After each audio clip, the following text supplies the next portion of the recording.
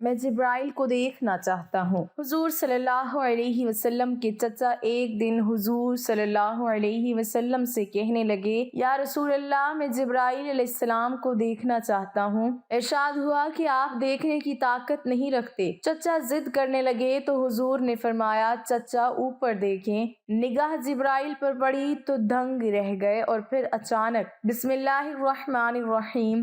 حمزہ نام، ابو یعلا اور ابو امارہ کنیت، اسد اللہ لقب، حضرت صلی اللہ علیہ وسلم کے چچا تھے۔ ماں کی طرف سے یہ تعلق تھا کہ ان کی والدہ ہالہ بنت وہب سرور کائنات صلی اللہ علیہ وسلم کی والدہ حضرت آمنہ کی چچا زاد بہن تھیں۔ پورا سلسلہ نسب یہ ہے: حمزہ بن عبد المطلب بن ہاشم بن عبد مناف بن قصی۔ اس نسبی تعلق کے علاوہ حضرت حمزہ آپ کے رضاعی بھائی بھی تھے، یعنی ابو لہب کی لونڈی حضرت صوبیہ نے دونوں کو دودھ پلایا تھا۔ سن میں حضور انور صلی اللہ علیہ وسلم سے 2 برس بڑے تھے۔ شمشیر زنی، تیر اندازی اور پہلوانی کا بچپن ہی سے شوق تھا۔ سیر و شکار سے بھی غیر معمولی دلچسپی تھی، چنانچہ زندگی کا بڑا حصہ اسی مشغلے میں بسر ہوا۔ دعوت توحید کی صدا گو ایک عرصے سے مکہ کی گھاٹیوں میں گونج رہی تھی، تاہم حضرت حمزہ بن عبد المطلب جیسے سپاہی منش کو ان باتوں سے کیا تعلق؟ انہیں صحرا نوردی اور سیر و شکار سے کب فرصت تھی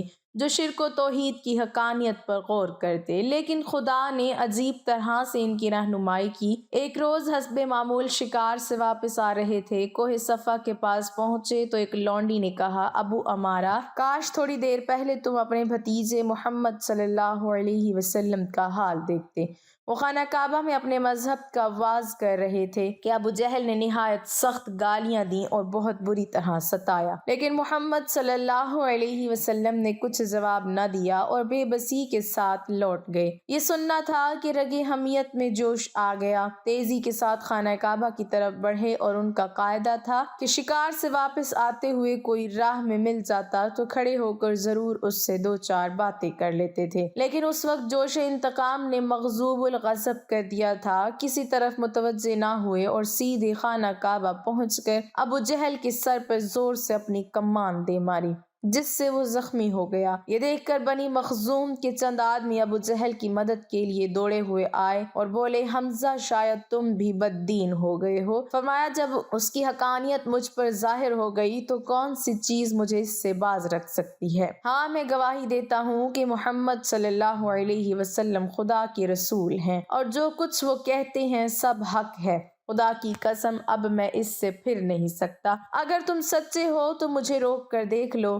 ابو جہل نے کہا، ابو امارہ کو چھوڑ دو، خدا کی قسم میں نے ابھی اس کے بھتیجے کو سخت گالیاں دی ہیں۔ یہ اسلام کا وہ زمانہ تھا کہ حضرت صلی اللہ علیہ وسلم ارقم بن ابی ارقم کے مکان میں پناہ گزین تھے اور مومنین کا حلقہ صرف چند کمزور ناتواں ہستیوں پر محدود تھا۔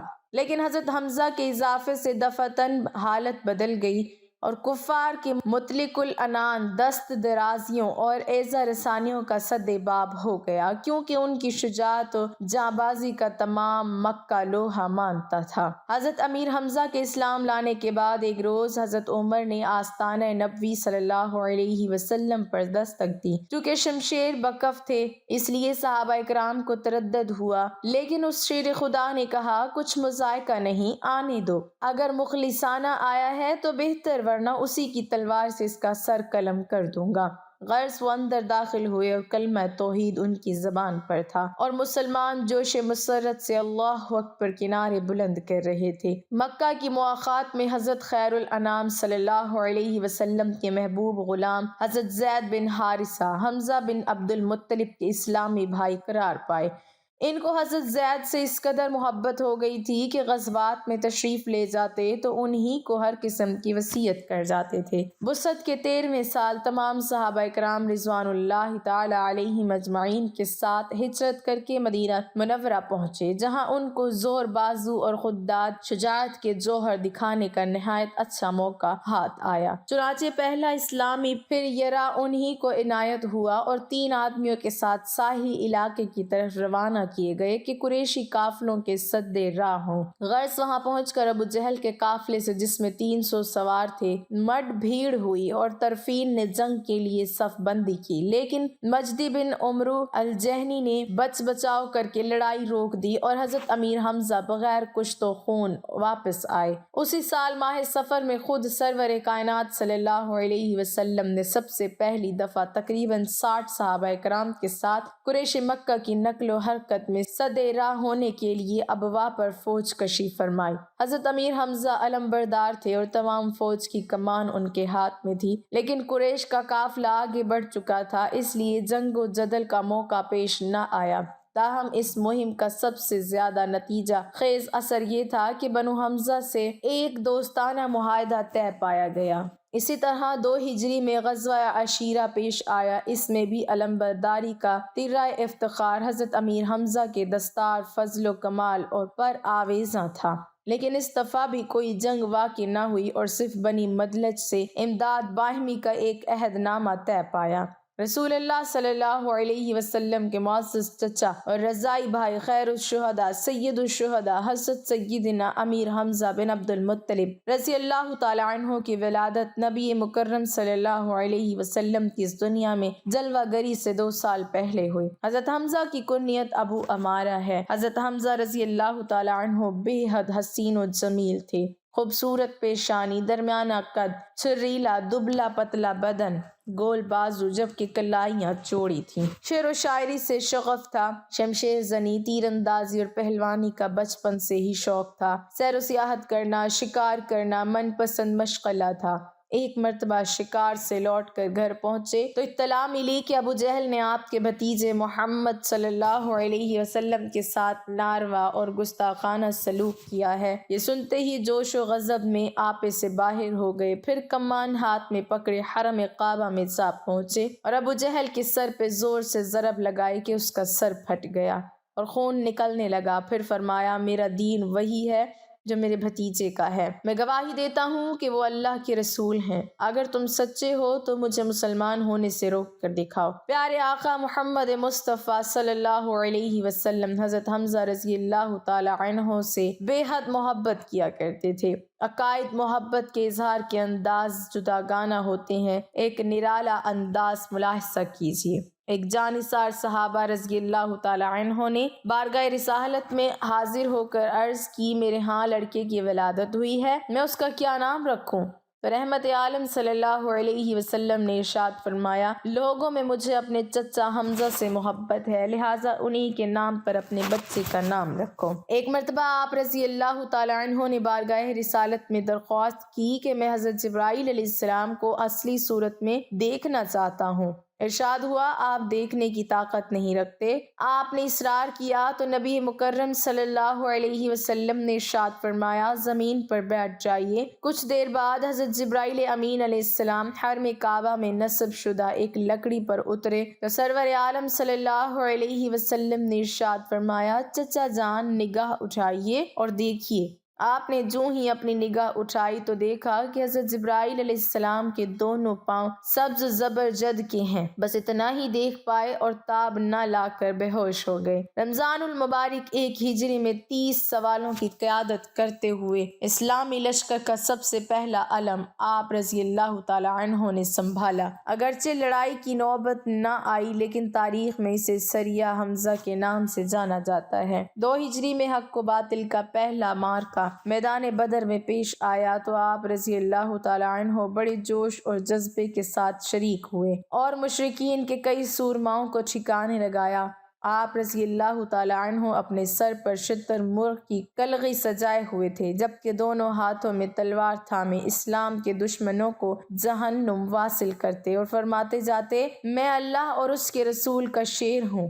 15 شوال المکرم 3 ہجری غزوہ احد میں آپ رضی اللہ تعالی عنہ نہایت بے جگری سے لڑے اور 31 کفار کو جہنم واصل کر کے شہادت کا تاج اپنے سر پر سجا کر اس دنیا سے رخصت ہو گئے۔ شوال کی 15 تاریخ ہفتے کا دن تھا۔ حضرت حمزہ میدان جنگ میں اپنی شجاعت اور بہادری کے جوہر دکھا رہے تھے۔ ایک کافر کو قتل کرنے کے بعد جب آپ کے پیٹ سے ذرا سی سرک گئی تو وحشی نے نشانہ باندھ کر کر ایک چھوٹا نیزہ آپ کے پیٹ میں دے مارا جو کہ آر پار ہو گیا اور آپ شہید ہو گئے۔ جنگ بدر میں سیدنا حمزہ نے جبیر کے چچا کو ہلاک کیا تھا۔ وحشی حبشی جبیر کا غلام تھا۔ جبیر نے اس سے کہا تھا کہ اگر تم میرے چچا کے عوض محمد صلی اللہ علیہ وسلم کے چچا کو قتل کر دو تو تم میری طرف سے آزاد ہو۔ اسی لالچ میں وحشی حبشی نے حضرت حمزہ کو شہید کر دیا۔ اللہ کی شان نے اس حبشی وحشی کو بعد میں اسلام لانے کی توفیق دے دی۔ حضرت حمزہ کو شہید کرنے کے بعد کافروں نے آپ کا پیٹ چاک کیا اور کلیجہ نکال لیا۔ ہندا زوجہ ابو سفیان نے کلیجے کو چبایا، نگلنے کی کوشش کی لیکن نگل نہ سکی، پھر اسے تھوک دیا۔ کافر عورتوں نے حضرت حمزہ کے اور دیگر شہداء کے کان ناک کاٹ کر انہیں لڑی میں پرو کر ان کے کھڑے بازو بند اور پازیب بنائے اور انہیں پہن کر مکہ میں داخل ہوئے۔ جب نبی کریم صلی اللہ علیہ وسلم نے حضرت حمزہ رضی اللہ تعالیٰ عنہ کے جسم کو دیکھا تو آپ صلی اللہ علیہ وسلم رونے لگے۔ آپ کے کٹے ہوئے جسم کو دیکھ کر شدت غم سے آپ کی آواز بلند ہو گئی۔ پھر آپ صلی اللہ علیہ وسلم نے ارشاد فرمایا، حمزہ سید الشہداء ہیں۔ نبی کریم صلی اللہ علیہ وسلم حضرت حمزہ رضی اللہ تعالیٰ عنہ کے جسم کے پاس کھڑے تھے۔ آپ صلی اللہ علیہ وسلم نے حضرت حمزہ کو مخاطب کرتے ہوئے فرمایا، اے چچا جان، اللہ تعالیٰ آپ پر رحم فرمائے۔ بلا شبہ آپ خوب صلہ رحمی کرنے والے اور کثرت سے نیکیاں کرنے والے تھے۔ اختتام جنگ کے بعد شہداء اسلام کی تجہیز و تکفین شروع ہوئی۔ حضرت سرور کائنات صلی اللہ علیہ وسلم اپنے عم محترم کی لاش پر تشریف لائے۔ چونکہ ہندا نے ناک کان کاٹ کر نہایت دردناک صورت بنا دی تھی، اس لیے یہ منظر دیکھ کر بے اختیار دل بھر آیا اور مخاطب ہو کر فرمایا، تم پر خدا کی رحمت ہے کیونکہ تم رشتہ داروں کا سب سے زیادہ خیال رکھتے تھے، نیک کاموں میں پیش رہتے تھے۔ اگر مجھے صفیہ کے رنج و غم کا خیال نہ ہوتا تو میں تمہیں اسی طرح چھوڑ دیتا کہ درند اور پرند کھا جائیں اور تم قیامت میں انہی کے شکم سے اٹھائے جاؤ۔ خدا کی قسم مجھ پر تمہارا انتقام واجب ہے۔ میں تمہارے عوض 70 کافروں کا مسئلہ کروں گا۔ لیکن تھوڑی دیر کے بعد وحی الہی نے اس ناجائز انتقام کی ممانعت کر دی، اس لیے کفارہ یمین ادا کر کے صبر و شکیبائی اختیار فرمائی۔ حضرت صفیہ حضرت امیر حمزہ کی حقیقی بہن تھی۔ بھائی کی شہادت کا حال سنا تو روتے ہوئے جنازے کے پاس آئیں، لیکن حضرت صلی اللہ علیہ وسلم نے دیکھنے نہ دیا اور تسلی اور تشفی دے کر واپس فرمایا۔ حضرت صفیہ اپنے صاحبزادے حضرت زبیر کو 2 چادریں دے گئی تھی کہ ان سے کفن کا کام لیا جائے، لیکن پہلو میں ایک انصاری کی لاش بھی بے گور و کفن تھی، اس لیے انہوں نے دونوں شہیدان ملت میں ایک چادر تقسیم کر دی۔ اس ایک چادر سے سر چھپایا جاتا تو پاؤں کھل جاتے اور پاؤں چھپائے جاتے تو سر برہنہ ہو جاتا تھا۔ حضرت صلی اللہ علیہ وسلم نے فرمایا کہ چادر سے چہرہ چھپاؤ اور پاؤں پر گھاس اور پتے ڈال دو۔ غرض سید الشہداء کا جنازہ تیار ہوا۔ سرور کائنات صلی اللہ علیہ وسلم نے خود نماز پڑھائی۔ اس کے بعد ایک ایک کر کے شہداء احد کے جنازے ان کے پہلو میں رکھے گئے اور آپ نے علیحدہ علیحدہ ہر ایک پر نماز پڑھائی۔ اس طرح تقریباً نمازوں کے بعد غازیان دین نے بسد اندو علم اس شیر خدا کو اسی میدان میں سپرد خاک کیا۔ اللہ سے دعا ہے کہ اللہ پاک ہمیں ان عظیم ہستیوں کا فیض نصیب فرمائے اور نبی مکرم صلی اللہ علیہ وسلم اور ان کی آل سے سچی اور پکی محبت عطا فرمائے، آمین۔ ناظرین، کمنٹ باکس میں اللہ تعالیٰ کے 99 ناموں میں سے ایک نام ضرور ٹائپ کریں۔